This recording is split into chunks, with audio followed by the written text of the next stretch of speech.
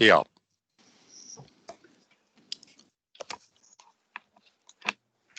Yeah, we're now recording then, Michael. Very good. Welcome everybody, and particularly members of the public tipping into our Ebbsfleet board today. Just in terms of apologies, David Holt can't be with us today, but he was going to let one or other of us have his comments, so we can pick those up as we go through. Otherwise, we're all here. Thank you very much. And I wanted to take an early opportunity in full public session of saying that Ian has now been fully announced and recognised as our chief executive. So after 3/4 years of interim role, he is now the boss of the business, and we're very, very fortunate to have Ian in that role, assisting the board as he has done throughout. So well done, Ian. Thank you. Well done. Yeah. Thank you, Chairman. Thank you. Thank you. And then we believe there may have been some progress on signing off the other appointments. Particularly, I'm referring here to John and Mike from the local authority side. It may not yet be in writing form, but we know that it's progressing, and therefore that's definite progress since last time we met. So good news there. Let's now move on to the rest of the formalities. So any additional declarations of interest at this point? No. And the minutes have been circulated. I've had a chance to look at those myself, and I didn't have any textual corrections to make, but are there any other observations on the public side of the minutes that need to be noted at this point? Not on the minutes, Chairman, but no. A declaration of interest, please. Oh, yes. Sorry. Obviously, as leader of Gresham Borough Council, there is a paper on the agenda about the EDC response to the local plan section, yes, regulation 18.2 regulation submission. Whilst it's part of the general meeting, I won't be involved myself in that particular debate or comment. And there are a couple of other references to Gresham Borough Council dotted throughout all the papers. Obviously, a standard declaration I normally make in respect of that, but I won't speak on any item directly affecting Gresham Borough Council. Thank you very much. And then, Ian, any actions that the board should note? Progress? They're all closed now, Michael, so we're up to date with the actions. Thank you. So we can go straight into your part one report, please. Thank you. Not terribly much to add to my written paper this month, Michael.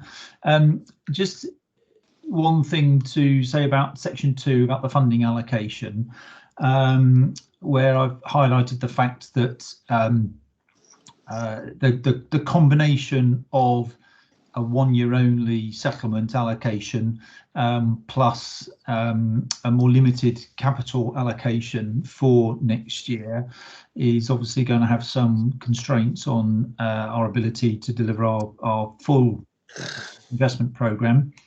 We've been working hard to see how we can best manage that, and in particular Julia and the programme team and the directors have been looking at our options. There are a small number of projects, 3, maybe 4, where we would have anticipated commencing construction and capital outlay next year, but that would have tipped over into the following year. So that those projects are constrained by that 1 year only settlement. We've been looking at whether we can restructure those projects to accommodate that, but you know, so we're still working on that. We are still waiting for the formal notification of our allocation. The better news is on the revenue side. Again, it's only 1 year, but the quantum of revenue will be similar to what we've got this year. So that does enable us, as I've said here, to continue work on a number of our high priority projects, which are still at the design and feasibility stage, and therefore using more revenue than capital. So just wanted to flag that out. It's obviously quite an important, and we'll see the impact of that as we go through next year and our programme. In the same section, just wanted to highlight the discussions that we've been having with the Ministry about a structure of a corporate plan going forward, and very happy to take any questions on that. The proposition that we've put forward, I think, is explained in 2.3, and if the board had any questions on that, I'd be very happy to address those. Nothing else to mention in addition to what's in the paper here, Michael. So. Yeah. Excellent. So board comments or questions, please, on this first paper. Everyone. Looks like Louise's hand went up, I think. Louise? Yeah. Oh, Louise says yes. It's really good news, actually, about the revenue for next year. So that's good. Under 2.3, in any of your discussions, Ian, because obviously we're not the only organisation in this position.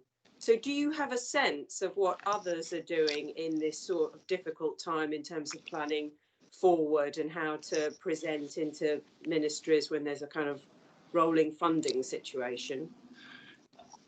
I think organisations like ours, Homes England would be another, who have capital programmes. The 1 year only settlement obviously brings quite a tough constraint, because, as we know, even fairly small scale capital projects, if you can get it within a 12-month window from start to finish, that's pretty tough. Life just doesn't often happen like that. Yeah, so, in our industry, that's like highly unusual, isn't it? That they're so small. Yeah. I haven't had any direct discussions with other organisations, but we have chatted the sort of principle of this through with our sponsor in the department, and other organisations like Homes England, for example, would be having similar struggles as us, similar challenges us to manage a capital programme within that constraint. So we have two more interventions, John Burden and then Daniel Moylan. John? You're on mute, John. Thought I pushed the button. Apologies for that. Thank you for letting me come in, Mr. Chairman. Note, obviously, it's a 1 year settlement, and the effect on we can't do a lot of the capital schemes or even planning, many of them, because it rolls over into second year. I don't want to get into why it's a 1 year settlement and the other implications, but I'm interested in the issue of if it does cause problems and delays in our delivery targets, and we're also measured against delivery targets, how are we acquainting for the fact that the lack of funding has meant that we can't deliver some of the projects or to drive forward as strong as we want to against those delivery targets, and how would the government then judge those going forward with subsequent investment? Well, I think that's a really good point, John, and it sort of links to the proposition that we've made in 2.3 about how we corporate plan in the future, because the current corporate plan, which we're just about in the final throes of, which was set out in 2015, was linked to a 5-year settlement through that spending review.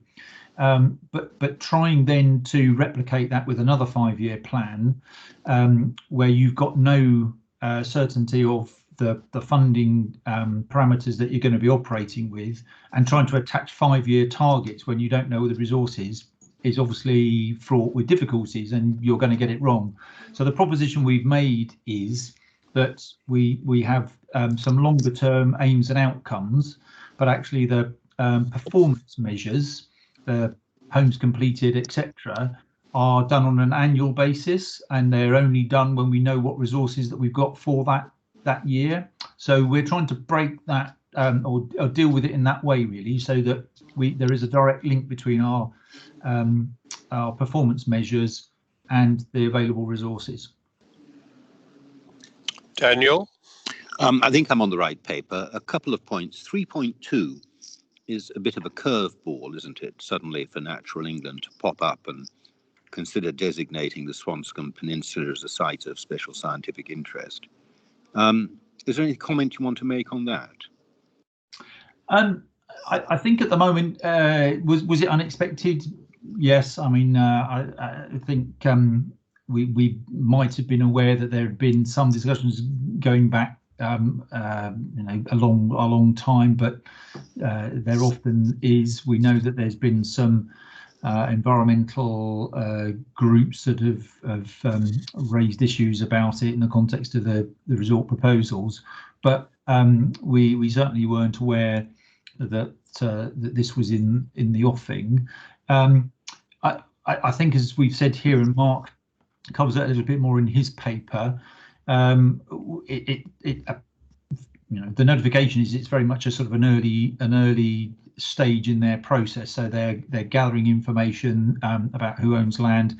They still appear to be assessing the science behind the potential designation. So I think it's an early warning, Daniel. So and we've only recently had it. So we don't feel like we're in a position to respond much more than that at the moment. No, but do we know if it's had any effect on the timetable expected from the resort for the submission of their DCO? I don't believe that's the case. They are still indicating that they intend to submit at the end of the year, so at the end of December. Thank you. My second point was related to 4.1, and the progress on the Ebbsfleet Central Master Plan appears to be moving ahead with some pace. I just wanted to say, I think there needs to be some board engagement about this before we're completely landed with it. I found the presentation that was done a couple of board meetings ago not at all clear as to where the master plan was going. So if it's going to be a fully developed master plan suddenly produced in the middle of January, I just suggest there might be a degree of engagement beforehand. Yeah, thanks, Daniel. So we've been engaging with the project board, and there are some representatives of the board on there. Very conscious that this is something that the full board are going to be and rightly very interested in. So we've got a pre-board session in January where we'll have more time to present where we currently are with the master plan evolution, and it certainly won't be settled, won't be a fait accompli, but what the team have been doing, and they've been engaging with the project board on this, is identifying some key issues and that are affecting how you might master plan the site, and we've been working through those issues. And so yeah, it will be a point in time when we describe where we've got to in January, and we're definitely coming to the board at a stage where it's still open and influenceable. Right. Yeah. Thank you very much. So Mike Whiting next. Thank you, Chairman. Thanks, Ian, for your report on the 3.2 issue that Daniel just raised. My understanding was actually this may be a wider review of the Thames estuary, not just limited to the peninsula. But my question was whether or not this, now having put their head above the parapet, as it were, does this become a material planning consideration at this stage? And if not at this stage, at what stage would it become a material planning a matter of planning interest for PINs? Okay. Do you mind if I ask Mark to comment on that? Not at all. Yeah. Hi. So at the moment, Natural England would consider it a proposed triple SI. That is the terminology that they would be using. It isn't a material planning consideration at the moment. It would obviously gain greater weight as it moves through the process, depending upon obviously what sort of science and what consultation has been going on. I believe it is a proposed triple SI until it is a confirmed triple SI, which could take about 9 to 12 months. Thank you. Mark, what about the point about, is it a wider part of a wider estuary review, or? We understand from information actually that we received from the London Resort that Natural England were undertaking a wider Thames Estuary review of potential sites for triple SI. I actually hadn't got that information from Natural England when I spoke to them, and I don't believe any other sites have been identified at the moment if a wider review is going on. Okay, thank you. Thank you, Chairman. All very good. So unless there are other points on Ian's first paper, we can go. Michael, Yeah. I can see Daniel's still got his hand up, but I don't know if that's from No, that's entirely because I haven't Thank you. taken it down. Sorry, All right, I will do that now, I think. Yes. Yes. And so we're into Ebbsfleet living, and Kevin's probably had advance notice that we'd like a few opening words from him about what's been going on. Thank you, Mr. Chairman. Yeah, so the paper sort of outlines quite a lot of activity over the last month, which is very encouraging, but I'll just pull out a few highlights if that's okay. Yeah. Take any questions beyond that. First of all, to say that the recruitment of new members or additional members of the Ebbsfleet Community Board has been progressing. We had a really good set of applications for that. Ian, John and Jeremy met with a resident member and sifted through those, and we've got a sort of long list from that. And the next stage is we really want to involve the existing community board members in sort of agreeing that sort of final list of membership. So we'll be doing that early in January with a view to the new members joining the next meeting in February. So really encouraging, really high quality kind of applications coming through, which is great. Obviously, in terms of community activity, we've been increasingly restricted by obviously Kent coming into tier 3 restrictions. However, again, we've been very much encouraged by how the local people have been mobilising even within that context. So over the last month, we have had community investment fund bids from a number of local groups, which has resulted in last weekend having a light up Springhead event, which is great, which was lots of residents of that area with Eastgate doing really interesting things. And this weekend we have the Methodist Church and the Baptist Church working with local residents in Castle Hill and Ebbsfleet Green to have a travelling carol service, which is a kind of new digital modern version of it. So I mean, really great that people have been so resilient in the coming ways of actually being creative within the context of tier 3, which is encouraging, and EDC has been grateful to be able to help them with that. We're also seeing some very positive signs from local businesses as well, even within the current context. So we're seeing some sort of pop-up meanwhile activity in Castle Hill. The co-op, which has just opened last month, has already started doing really great things with the local community and doing sort of food hampers for local charities and things like that. And this weekend, actually, we're having a creative market, which are local businesses and entrepreneurs who've moved to the Ebbsfleet area, who've taken it upon themselves to kind of have a market in the Castle Hill Square. So it's really great to see people doing that, even within the current context. And sort of the final thing I was just going to sort of highlight today was that we've made great leaps forward this month as well in terms of sustainable transport options. So a long-awaited link between Ebbsfleet Green and Castle Hill has been opened with Henley Camland and Redrow, which is really welcome. And then we've seen the launch of an on-demand bus service for the Garden City and the first of our car clubs coming in the area. So that's really giving some really genuine alternative options for sustainable transport in the local area. So happy to take any questions on that or other things that were in the report. Excellent summary. Thanks very much. So from board members, questions or queries? Louise first. Hi, I was going to say earlier, we decided on one of my other boards that the quote of 2020 is, "You're on mute." Anyway,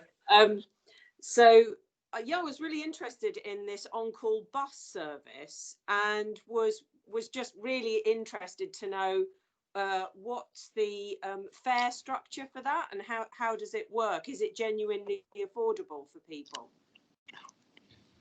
Yeah, I mean, Mark might want to come in. It's been something that's been negotiated through the planning system. So it's been something that we have been working with the developers and the landowners through the planning system. It's seen as a much more bespoke service for the area that we've got at the minute. I couldn't tell you exactly how the pricing structure is working, but it has to work within the context of the system that we've got locally. I don't know if Mark has anything more he wants to bring up in that. Yeah, I'm not exactly sure what the pricings are, but both Henley Camlands and Redrow have put money into the scheme to sort of subsidise some of the costs for residents. So it does then make it a cheaper solution than a standard bus would be, I suppose. I think it might just be useful to know, just so that we know that it is genuinely affordable for people. That I guess that was just the question I had. Yeah, I mean, its main sort of selling factor, Louise, has been very much about its convenience. So the fact that people can kind of call it and it can come to any location rather than following a set route and a set time frame. So its convenience is a thing that's kind of quite unique within it. But we can follow up. Actually, I can include next month some detail on the pricing structure. Very good. So Nick next, and then Bob Lane. Nick. Good afternoon, everyone. Kevin, do you think you could tell us a bit more about the Health and Wellbeing Centre? This is clearly a modern trend as hospitals realise that they need to export a lot of their activities into the community and get outpatients, get longer term recuperation, more physiotherapy, and even diagnostic aspects out of hospitals and then into the community. So I'm fascinated to understand whether you've got much further beyond community outreach and consultation, and whether this has got the essence of at least a medium-term project. Yeah, Nick. So it's something that's been evolving really over the last 3 to 4 years. So we have made significant progress with it. We were designated a healthy new town by NHS England, which meant we spent a considerable time in partnership with the local clinical commissioning group and NHS England, working towards what a model for local care could be in a new place like ours. So we've evolved that in detail. We're part of a national network of best practice looking at what a health and wellbeing hub could be. We've had a number of significant sessions with stakeholders and communities about what their vision for health should be locally, and that's where the current vision has come from. And the model that's been developed is very much one that's focused on social prescribing and prevention rather than just sort of general medical. The model we're looking at currently is around 70% well-being and 30% general medical health provision. The Health Wellbeing Hub, as proposed, is one that would serve a population of up to 40,000 people based on a site in Ebbsfleet Central. And it'll be an integral element of the Health Education and Innovation Quarter, which is one of our key projects to come forward in Ebbsfleet Central. Earlier this year, we appointed someone in our team to work between ourselves and the clinical commissioning group to drive this project. So we now have a project manager specifically working on this project. And over the last month alone, she's had a number of very significant workshops bringing together both the acute and the general practice medical people in the local area that's sort of trying to give us the detailed view of how this development will move forward. And again, we'll be going out to community consultation to try and make sure we're securing that brief as we move on. So it is seen as one of the sort of pioneering examples of a health and wellbeing hub nationally, and we are part of that national network working with NHS England and the CCG to try and evolve that. And the CCG has linked you with the relevant NHS trust. Yeah, I mean, we're looking at both the general medical practitioner element of it, but also looking at the opportunity for other services, as you suggested, to come in here. So again, part of the workshops this week has been looking at the acute trust and what things potentially can move out of the hospital to join the not just the health and wellbeing hub, but other of our community facilities in the Garden City. So we're really generally looking at the opportunities to do something a lot more radical in our area. And again, one of the things that's been fast-tracked through the current COVID crisis is that the local GP practices and medicals are understanding the use of technology and other things as well, and other forms of supply. So that's very much integral to our thinking at the minute. Good, thank you. Very good. So Bob and then Jeremy, I think. Bob. Thank you, Chairman. It's another excellent report, but I really wanted to congratulate our local residents, really, because it's striking how much activity there is. And it's not always the case in these sorts of developments, which can turn quite soulless quite quickly. This is very good and very encouraging and very positive report. But the specific point I wanted to comment on was also how important the pop-up activity is, because we know it's going to be very difficult to get end users into the district centre in the retail environment in the state it is at the moment. So having these pop-up users is incredibly useful, and I really hope that goes really well and that we get more of them, because obviously it's so much easier to do than waiting for buildings, and it really helps also send out the message of how much is actually happening in these developments. So well done. Thank you very much. So let's hear from Jeremy and then Daniel Moylan. Jeremy? Okay, thank you, Chairman. Yeah, just on the Arriva Click bus service, my understanding is that the smallest fare ticket point is £1, and you can always get a sense because it's on an app. You're actually able to get a very specific quote for your journey before you book, so that you'll be able to get it varies accordingly. But to give you an idea, they are selling an unlimited, or not unlimited, but an unlimited range, 2 journeys a day for £25. So that would suggest that 250 is around about the average price of a journey right across the network. If you pay £30, you get unlimited numbers of journeys. So on that basis, my guess is that if you're a regular user, it'll cost you about £250 a journey, and if you're an irregular user, it could be about £3 a journey. That's the impression I'm getting. But as I say, whatever you do, the app does enable you to give you a quote straight away. Very useful to have that. Thanks. So Daniel, next. Really a question based on ignorance. Paragraph 3.1.5 about the pharmacy. Who are they appealing to? Who makes the decision? I haven't come across this before. Yeah, so the license has to be given by the NHS Trust. And in our instance, there was an application made for a pharmacy on the site previously, which was turned down. Then the current applicant made an application on the site again, and the original applicant objected to that application. So the second applicant then had appealed that, and there was quite a detailed appeal process that we've gone through. And again, the project manager, Mary, who I mentioned, who's now pushing our health wellbeing hub, supported EDC and the applicant to kind of justify why there is a strong need for medical services, including pharmacies, to come to the local area. And we understand the findings of that are looking quite positive. So we'll probably confirm that early in the new year. So just to be clear, when you say the NHS Trust, do you mean a hospital trust or what sort of trust? No, it's a central NHS body. Who I see. So central NHS body, and to whom do they appeal? It actually was a body. It was people appointed by the NHS Trust that kind of look into the appeal themselves. I read the report, right, and okay, they took it very seriously. I know all of them came at different times and looked at the journeys, for example, between Castle Hill and Swanscombe, and how inconvenient and how useful it was. And they've made quite a detailed assessment of the need for health. Okay. Yeah. Thank you very much. All good stuff. Thank you all very much. Looks like you've got, sorry, Chairman, you've got Mike, and Jeremy's got his hand up again. Okay, Mike, next. Yes, thank you, Chairman. It's just building on what Jeremy said, actually. Here in Sittingbourne, we had the Arriva Click service for some time, and I used it on occasion, and it did work very well.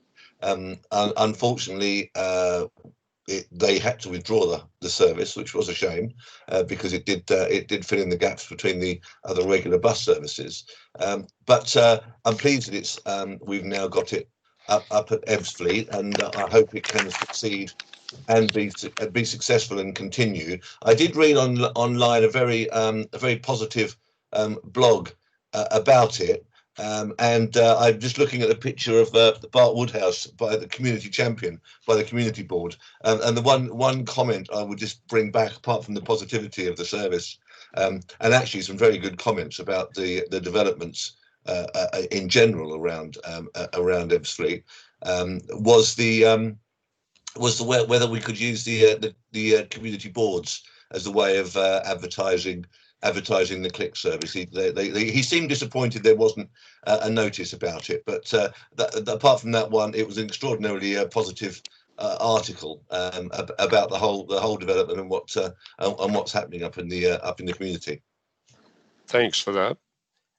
So Daniel, you have another one? No, my hand is No, down now. me. It was me. It was all about me. It's all about me, Michael.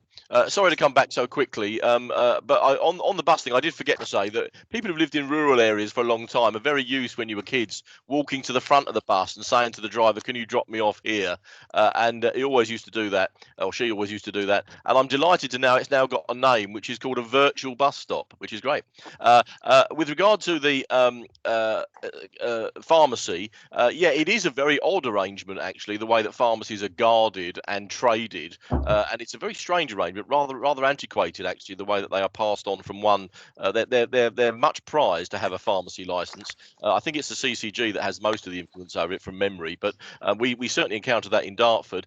And as Kevin has alluded to, with great discretion, my colleague Councillor Danny Nicklin, who was campaigning very hard on it, gave me a call a couple of days ago to say that he too expects there to be a positive outcome.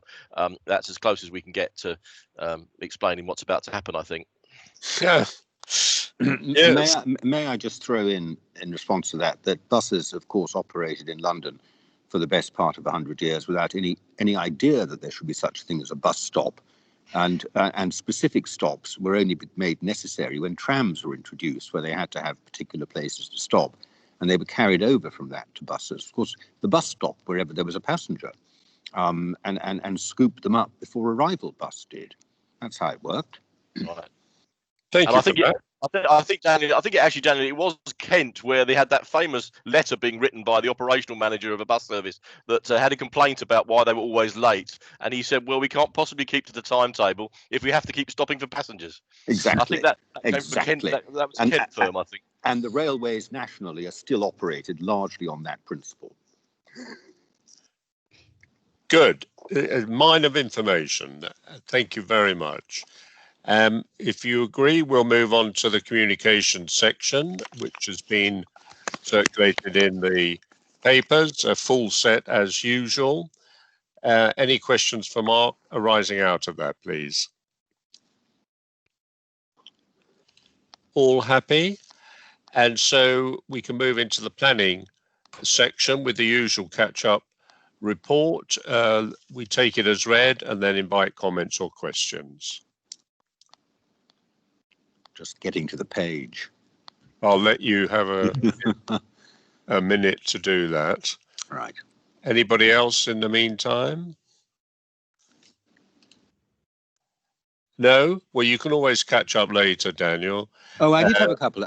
Sorry, I've got there now, yeah, and I did have a couple of questions. Yeah, go ahead. Marked up using my, you can write on this thing. It's so interesting that I'm mastering this system that you introduced me to. So I had something, I haven't quite read it yet, on my own writing, on paragraph 4.5, which is,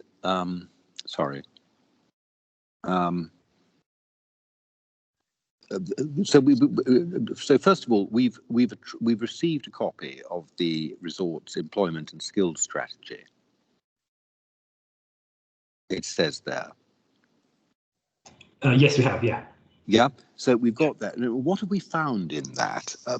Is that clearly split between what I would call initial construction-related jobs and ongoing long-term jobs? And have we made any assessment of the skills basis or the skills content of the latter in particular? Is it too early? Will we be doing that if we haven't? It's a little early to draw conclusions. There is data in relation to construction jobs and operational jobs, and the operational component includes information about the various different sort of sectors that the resort would accommodate for different sort of skill levels, seniority levels, and things like that. We had a useful session last week. All the authority partners were involved, and some of our consultants were there as well. So we'll be feeding that back, feeding some further comments back to LRCH on that. And have we yet had a coherent or a compelling, a comprehensive transport strategy? No. See, how can you, if you're an applicant, how can you apply for a particular road to your resort and say whether it should be, a 1-lane road, a 4-lane road, a 6-lane road, or whatever, if you haven't got a transport strategy to tell you how many people you're expecting to arrive by car? I understand that London Resort are doing further work. KCC provided a really helpful note last week in terms of the gaps in the information that they currently have or don't have. So LRCH are aware of that. They are doing further work as far as we're aware, and obviously PINS will look at that in due course. We will expect to see that information released to us in January, and then I'll be able to provide you with a bit more comments. I see. Yes. Okay.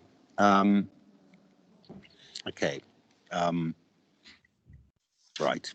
Okay. I had a couple of things on the plan making side. Again, it's also, I'm just trying to see my own writing here.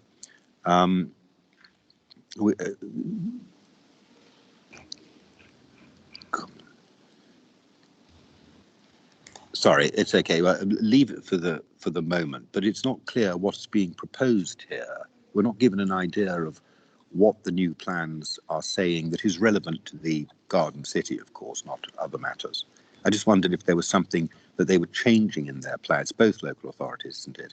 And indeed KCC are consulting on 2 new documents as well. Is there anything in there that the board should be aware of? So in terms of Dartford, it would obviously be policies relating to Ebbsfleet Central, Eastern Quarry, and Ebbsfleet Green, and the Peninsula. We've been working really well with the policy planners at Dartford, and obviously they're very aware of the implementation framework, and generally the content is in accordance with the existing permissions or the implementation framework, and any sort of initial thinking that we've been having from Ebbsfleet Central. When that gets published in the early new year, we'll obviously be able to provide some more information in terms of exactly the content around that. In terms of the Gravesham plan, there's a response that we're going to be looking at in part 2. The strategic policies that are in the current plan for Gravesham are planned to be flipped across into the new plan. So a lot of the changes there are around the development management side and the day-to-day things, rather than the strategic approach. In terms of the KCC, some of that is around the statement of community involvement, so the way in which sort of KCC consults. I wouldn't have necessarily said it's specifically relevant to Ebbsfleet. And the other document is around an SPD for sort of safeguarding around sort of minerals and wharves. There are various protected wharves along the River Thames, along Northwick Riverside, and it provides some greater clarity really in terms of the way in which planning authorities should be considering the impacts on those and the information that the developers should be providing. So I don't think that fundamentally changes the approach. It just provides some more clarity around the process and the key considerations. Thank you very much. Other questions on planning, please? You've got Mike and Jeremy and Nick. Mike, would you like to kick off? I think you're on mute, Mike. Apologies, schoolboy error. Thanks, Chairman. Just in response to Daniel again, just to let him know that the KCC Economic Development have appointed a consultant who's working on the economic development aspects of the London Resort proposals. Right. And that same consultant is also linked into the Kent and Medway Employment Task Force. Right. One of their major threads, Daniel, is through you, Chairman, is to identify these pipelines of skills that will be required in the years to come, to then work with the education for FE, HE sectors to ensure that as many Kent residents as possible are skilled up to be able to apply successfully for those jobs. And on the question of the highways, yeah, as been mentioned, KCC has commented on the gaps in that information, and again, we'll be working very hard. Well, KCC will be working very hard with the resort and others, and the 2 district authorities to try to understand those gaps and get those responsive. But what we are being told at KCC at the moment certainly is that all of those plans and all of that data and all that work will actually come out with the application itself when that is finally lodged. Without any consultation, yes. Thank you. Thank you. Jeremy and then Nick. Jeremy. Yeah, thank you, Chairman. I'm conscious, of course, I'm wearing the EDC hat today, but I do know that the EDC and Dartford are working very closely together on the LRCH submission. So I checked yesterday just from our end to see what's happening, and the way I would describe it now is that I mean transformational is a bit of a hyperbole perhaps, but I do think there's now much more energy in the work, and I think I would have difficulty now justifying any claim that it's inadequate. I think what I'd put it, and the way it's put to me by officers yesterday, is that it's busy. It's busy, and we've got a lot of work to do. But I think the inadequacy is, if it was ever there, has gone. And I think we are now looking at this information coming through, and it now needs to be processed. And again, I was given the warning yesterday by officers, and I'm sure Mark would discreetly give the same to me if I asked him, which is actually many of these matters do relate to PINs in terms of them determining whether things are or not right or wrong. Our role as consultee is important, and we still have opportunities to, I'm told, to feed into that process. But I think things have moved very, very quickly. We are just now very, very busy, but I think the inadequacy has moved away, and I think we're now just getting this information, but it's causing us to be busy. That's the way I'd probably put it now. Okay, well, I would agree with that, and we had a really useful session with PINs on Tuesday, so yeah, that's good. we'll come back to that a little bit later, if I might suggest. So Nick, next. So on the planning paper, Mark, I was just interested to see that the Section 106. Would it be right that our Section 106 receipts would it be right to describe them that they've collapsed? I wouldn't have said. said. You have 17,000 between April 19 and December 20. I mean, you have a good amount in the bank, so to speak, but you seem definitely to be running out. And we have our 1 year settlement. And is there a disparity between our 1 year settlement and our fairly logical collapse in 106 receipts because of COVID? Is there a material problem here that we should be aware of?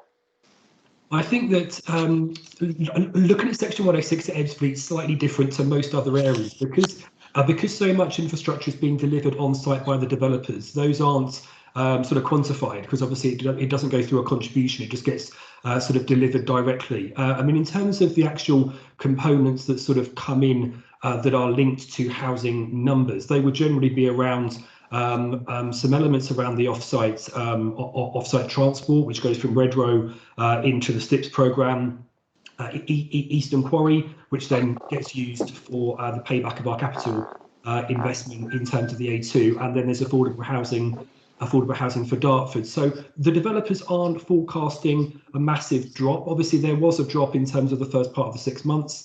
Obviously, there was a big impact through sort of April, May, June. Generally, when we speak to the developers, we had another, and they are reporting that the market continues to be strong. So I think there has been a dip, possibly yes, but it should recover moving through. But the 106 income is generally a small proportion of the amount that gets put into the infrastructure because so much of it's directly delivered.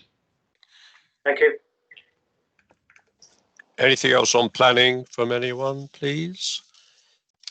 If not, we can move on to money matters in part one. So the finance operations report from Gerard. Anybody have any points on that report, please?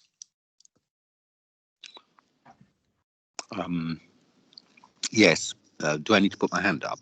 You've got the line open. It's yours. All right. Okay. I just wanted to say very briefly on paragraph 7. I do understand that training can include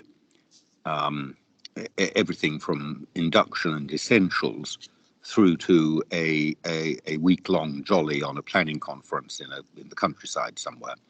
But in principle, I hope management is focusing on ensuring that training continues to be delivered through the COVID crisis, partly to help support staff morale, but also to keep business as usual going. That's all I wanted to say. I just don't think staff training should fall by the wayside and become of secondary importance during the COVID crisis. No, indeed. And in fact, training was one of the exceptions to the don't go to the office rule. Yes, Gerald, but there Gerald? has been a fall in expenditure, obviously, but and that's what's referred to in paragraph 7. Yeah. But the staff need the support, and training is part of that. Yes, good point. Comment on that, Gerald? Yeah, we continue to support training. Obviously, an awful lot's being done online now.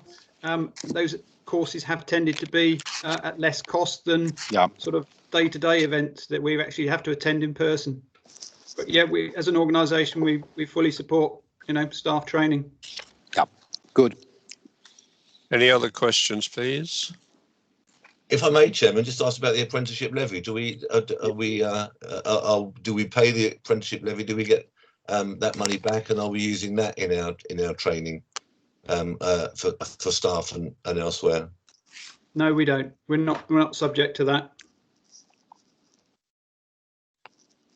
Okay, thank you. It's a private sector levy, isn't it? Yeah. Okay, can we move on to part 5 then? Sorry, Chairman, you've got Nick and Louise, I think, with hands up. Okay. Nick? Okay, can I go? Yes, Louise. Yeah, I was going to add to the point that maybe one of the benefits of the current situation we're in is the availability of a lot of free training, actually, if people are prepared to look online for what they want to do, and a lot of institutions putting stuff out that everyone can access. So I'm not sure a lack of spending is definitely related to people not getting training or at least sort of mind expanding experiences in terms of their role. I had a quick question, and I'm sure you've covered it before. Can you just remind me what the skills coordinator that's referenced in 14, what that role is again? Do you want me to take that, Gerard, or? Yeah, please. So we've over the last 12 or 18 months, we've identified opportunities that exist to take advantage of all the construction activity that's going on across the Garden City. We've been having discussions with some of the big contractors and the developers who are here for the long term and have been people like Balfour's who are building the bridge and working on the A2. And we spotted an opportunity to, I suppose, coordinate their ability to provide apprenticeships and job opportunities with the employment situation in the local area, and linking with colleges and people of all ages to take advantage. Now, I think what we realised was that there's often just a sort of a market making thing that needs to happen. So you need somebody who is proactively working with the contractors and developers, linking with the colleges, and being that sort of marriage broker between opportunity and people, really. So we were in the process before COVID of submitting a bid to the Construction Industry Training Board, which had progressed quite a lot, but that sort of went by the wayside with COVID. And we had sufficient resource in our budget in order to appoint somebody on a 2-year fixed term contract. So it's really to take advantage of the opportunity that exists here, but you need somebody on the ground that is making all of that happen. So okay, Nick, next. My hand is down, Chairman. Thank you for telling me. And we can now move on to part 5, I think. And so I'm sure Ian will want to make some introductory remarks. From my standpoint, I just wanted to say that the Remuneration Committee has been fully involved in this process. The process has been rigorous and comprehensive, with rounds of staff consultation along the way. And the third thing I wanted to say was, of course, one day EDC will be wound up, and therefore this is not theoretical. And in fact, in the period leading up to the announcement that there would be an Ebbsfleet Development Corporation, there were a couple of others around the country that were closed down, at least a couple of others. So this is an important subject. A lot of effort's gone into it. And since we've been through a period when organizations have really faced up to the detail of what redundancy means and how you operate it, it's very timely as it happens. So, Ian, what would you like to say in opening? Well, thank you, Chairman. And yeah, I mean, there are two policies here that we're asking for final approval to. As you say, the redundancy policy is very important. It's been a gap in our suite of policies for quite some time. Because of the reasons you've said, it's an important policy to have in place. It takes away uncertainty for staff, and not a nice topic to have to deal with, because just talking about it raises concerns in some cases. But I've stressed to staff that it is really important that the organisation has a policy in place. So we have done a lot of work on it. There's been 2 rounds of consultation with staff, as you say. The Remuneration Committee saw the first draft and saw this current draft a week or so ago. I was grateful to the comments that were raised on the draft, which asked us to emphasise a bit more about the employment support that we would look to make available to staff in the event when redundancies do occur, so that we are supporting staff to find alternative employment. So we have made some changes to the draft following remunerations committees. That's in section 12, I think. The other policy is incredibly important too, and obviously the health and well-being, as we were has never been emphasised more. It was incredibly important anyway, but I think we've all become very much more aware of just that, and a lot more focus on that. So it's a policy. We've engaged staff in this considerably. They have come up, staff working groups have come up with a lot of the ideas, the proposals here. We've brought it together in terms of a policy. It will be accompanied by an action plan, which will look at more the sort of short term. What do we intend to do, sitting under this policy, to support staff's health and well-being, particularly over the next 12 months or so, with the particular circumstances that we're facing now and are likely to face for a while longer. So I'm grateful to all the staff that have engaged in both of these policies, and we happy to take any questions, but obviously it would be nice to get these policies in place and formally approved, so that we can move on. Thank you. Excellent. So questions from anybody on the board? I just had one point. I have no objection to the policies or to the contents, but I don't understand why they're in the confidential part of the agenda. I just think we should just think a bit more about this for the future, in the interest of transparency. Well, we agree, Daniel. We are actually in part 1 at the moment. So it says confidential at the top of the paper. It says part 2 confidential. Oh, does it? Yeah. Apologies. Which is why I was surprised I didn't hear Michael. Well, I'm confused now. Anyway, it does appear to say that at the top, and that's what I took as. And then I didn't hear Michael say the microphone was being switched off or anything. So, anyway. No, Daniel, you're absolutely correct. That is. In substance, we're right, error. but I had assumed that I'd read the paper and assumed it was in part 2 because it says so. Apologies. No, that's my error. Okay, sorry. Withdraw that then. Thank you. But it's all fully public right now, and so yes, should be. It should be, and it's all there for external consumption, and certainly we want to spread the word that we're actively thinking about these matters and that we've dealt with it in a thorough way. So, yes, and I support the proposals. Yes, excellent.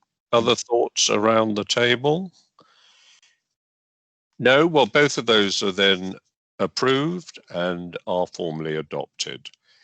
That brings us to noting that the responses to public questions have now been cleared for placing on the website, and therefore are available for people to consider. Yet again, a very interesting set of questions this month. So thank you for those who brought those to our attention. At this point, we draw part 1 to a close and we stop recording. We thank the public for their interest,